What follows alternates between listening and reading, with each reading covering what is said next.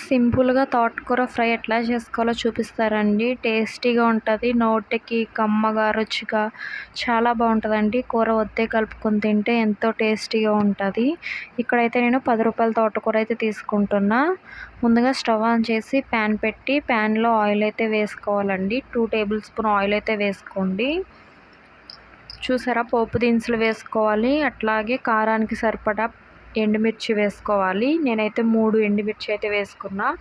అట్లాగే కొద్దిగా పసుపు కూడా వేసుకోండి. ముందుగానే శుభ్రం చేసి కడిగి కోసి పెట్టుకున్నటువంటి తోటకూరను కూడా వేసుకోండి.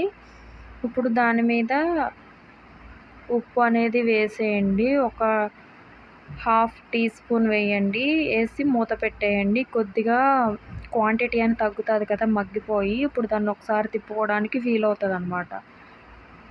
ఇంతేనండి, వాటర్ అనేది రిలీజ్ అవుతాయి. వాటర్ ఇంకిపోయేదాకా మనం ఫ్రై చేసుకుంటే ఎంతో టేస్టీగా ఉండేటువంటి తోటకూర ఫ్రై అనేది చాలా బాగుంటుందండి. నోటికి రుచిగా కూడా చాలా రుచిగా ఉంటుంది. ఎంతో టేస్టీగా కూడా ఉంటుందన్నమాట. ఇప్పుడు ఉప్పు సరిపోయిందో లేదో చూసుకొని ఒక్కసారి మూత పెట్టి వేపుకోండి. ఇంతేనండి, ఎంతో tasty and simple ready. Thanks for watching.